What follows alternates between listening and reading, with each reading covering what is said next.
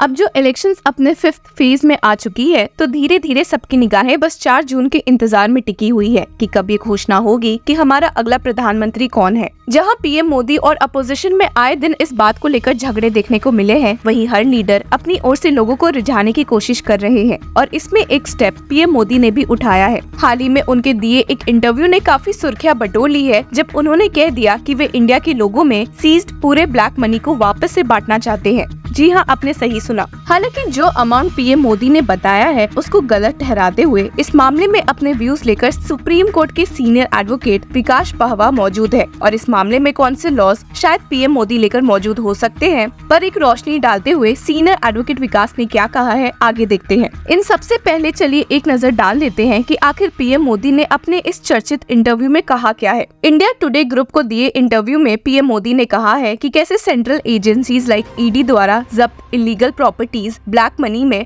1.25 लाख करोड़ रुपए मिले हैं। ये अमाउंट सुनकर किसी का भी दिमाग चकरा जाए और इसके बारे में पीएम मोदी ने क्या कहा है, देखते हैं। एक जो बड़े बड़े कारोबार में करते हैं जिसमें लेने वाला भी कुछ बताता नहीं, देने वाला भी नहीं बताता, ये मुसीबत है। लेकिन ज्यादातर निर्दोष लोग हैं। जैसे बंगाल में शिक्षकों की भर्ती में पैसे गए तो पता है कि भाई इस आदमी को नौकरी मिली, उसके पास सर्टिफिकेट कुछ नहीं है और उसने बेचारे ने यहाँ से कर्ज लिया या अपनी जमीन गिरवी रखी या घर गिरवी रखा और उसमें से इतना पैसा दिया, तो ट्रेल है। तो अभी हमने काफी पैसे जब्त किए हैं। टोटल प्रॉपर्टी को हमने 1.25 लाख करोड़ की जब्त की है जी, बहुत बड़ी अमाउंट। 1.25 लाख करोड़, 1.25 लाख करोड़ रुपया। और आप सुनकर चौंक भी जाएंगे कि पीएम नरेंद्र मोदी ने कहा है कि इस 1.25 लाख करोड़ रुपए में उन्होंने जनता को 17,000 करोड़ रुपए वापस भी कर दिए हैं। जी हाँ, आपने सही सुना। अब हम प्रॉपर्टी जब्त कर गए हैं। मैं चाहता हूँ मैं उस प्रॉपर्टी से कैश है कैसे और जो संपत्ति है उसको ऑक्शन करके वो पैसे मैं कैसे लौटाऊं। अब तक मैं 17,000 करोड़ रुपए लौटा चुका हूँ, 17,000 करोड़ रुपीज। हालांकि यहीं पर सीनियर एडवोकेट विकास पीएम मोदी की बात से डिसएग्री करते हुए नजर आए हैं। असल में उनका मानना है कि जो 1.25 लाख करोड़ रुपए सेंट्रल एजेंसीज द्वारा जब्त हुए हैं, जिसमें कहा जा रहा है कि 80% प्रॉपर्टी के रूप में है, उनकी असल में इससे कई ज्यादा कीमत होगी। आसान शब्दों में कहे तो सीनियर एडवोकेट विकास कह रहे हैं कि इन सीज्ड एसेट की कीमत 1.25 लाख करोड़ से 10 गुना ज्यादा होगी मार्केट वैल्यू के अकॉर्डिंग। अगर सीनियर एडवोकेट विकास सही कह रहे हैं तो आप सोच ही सकते हैं कि ये पैसे वापस करने से देश की जनता कहां से कहां जा सकती है। पर चलिए एक नजर डालते हैं कि ये कहने के पीछे सीनियर एडवोकेट विकास का रीजनिंग क्या है। He has stated majority of them seized properties are calculated on the basis of book value. Say a property is purchased in the 70s, 80s or 90s. What I have seen is the value given in the sale deed may be very old. So the value of a property purchased then would at least be 10 times. अगर ये बात senior advocate विकास की मानी जाए तो ये बिल्कुल सही है कि पुरानी प्रॉपर्टीज के दाम बहुत हाई रहते हैं और अगर सेंट्रल एजेंसी उन्हें ऑक्शन करके बेचे भी तो ये प्राइस 10% या कुछ ही कम होगी। He has stated, if that property is sold in the market, it would say fetch 10% less than the market value. Then also it will be around rupees 28 to 29 crore. But what is shown in the provisional attachment order is only rupees 10 to 20 lakh. सिर्फ यही नहीं बल्कि senior advocate विकास द्वारा business today को दिए गए interview में उन्होंने काफी इंटरेस्टिंग पॉइंट्स भी रेस किए थे। जब उनसे पूछा गया कि पीएम मोदी जो कह रहे हैं कि वे देश के लोगों में पैसे वापस कैसे करें, उसके लिए लीगल प्रोविजन ढूंढ रहे हैं, तो उसमें उनकी क्या राय है। यहाँ आपको पीएम मोदी के इंटरव्यू के उस पार्ट पर फोकस करवाते हैं जहाँ उन्होंने ये बातें कही है। तो मैं दिमाग काफी लगा रहा हूँ इसमें, क्योंकि ये मेरा मुझे मन से फील हो रहा है कि ये गरीबों का पैसा है, ये लोगों ने अपनी पद का दुरुपयोग करके लूटा है जी, इनको मिलना चाहिए। कानूनी बदलाव करने पड़ेंगे। कानूनी बदलाव करना पड़ेगा तो वो करूंगा। मैं अभी सब मैंने लीगल टीम की मदद ले रहा हूँ मैं, क्योंकि जुडिशरी के लोगों से मैंने कहा भाई कुछ रास्ता बताओ, मुझे इन रुपये पड़े रखने से क्या मतलब है मेरा। और जब इस बारे में सीनियर एडवोकेट विकास से पूछा कि किन लॉस की बात पीएम मोदी कर रहे हैं या क्या चेंजेस आ सकते हैं, तो इस पर सीनियर एडवोकेट विकास ने क्या कहा, देखते हैं। I'll tell you that. Look, we all know that there are three new major acts which have been passed by the Parliament, and they will be applied from 1st of July 2024. And I was reading the new act and I found there is a provision, section 107, subsection 6 of BNSS, the new CRPC which is coming.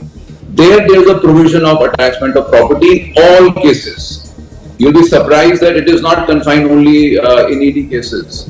So probably the Honorable Prime Minister is indicating to the new law, which is now coming from 1st of July, which has a provision of attachment of property, confiscation of property during the trial, and also distribution.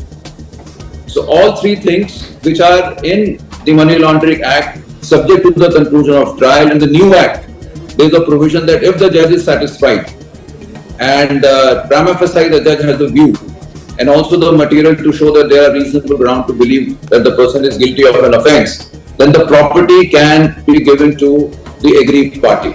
I think probably the Honorable Prime Minister is hinting to the new provision which will be invoked in July 2024.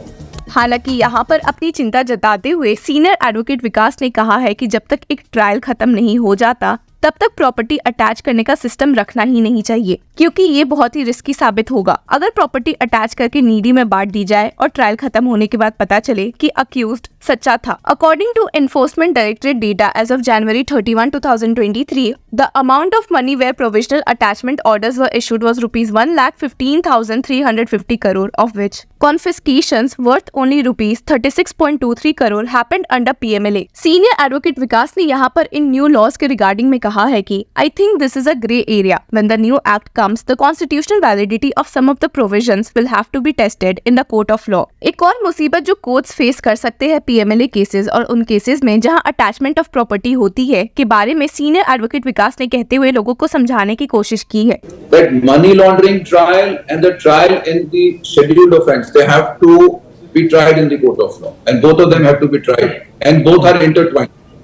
If there is an acquittal or a discharge or a quashment of the FIR in the scheduled offence, the money laundering offence goes. This is the major problem which we are facing nowadays in our country, that the scheduled offence on the basis of which the money laundering starts, the case is initiated, that itself goes. If that goes, then nothing is sustainable. जब senior advocate विकास से पूछा गया कि अगर उन पे छोड़ा जाए इन लॉस को अमेंड करने की जिम्मेदारी तो वे कैसे इसे सुधार सकते हैं, इस पर जवाब देते हुए उन्होंने कहा, I think my major view would be that we have to give way to the predicate offence first. You know what is happening is that predicate offences have not even taken off, and enforcement directorate takes the charge. They arrest the accused at the first instance, they file the prosecution complaint at the first instance, they try to initiate the trial at the first instance. But the predicate offence trial is lagging behind. If we wait for a legitimate outcome in the predicate offence, then money laundering offence can be concluded in no period of time, because we already have an offence before us. We already have at least charges before us. But today there is an overlapping. Today enforcement directors has taken a charge and moved much ahead. They don't wait for the predicate offence to reach at least a particular stage. That is the framing of charge. Because of that, time gap, there is no conclusion in the trial. So I think there a little bit of amendment is required under section 44 and 45 of the Money Laundering Act. There we must, at least the government and the parliament should apply its mind and say how to conclude the trials in the reasonable period of time. So we can only talk about distribution of assets when we see the outcome of the trial. इस पूरे मामले में आपकी क्या राय है, हमें comment section में जरूर बताएं। Until then, keep following law चक्र।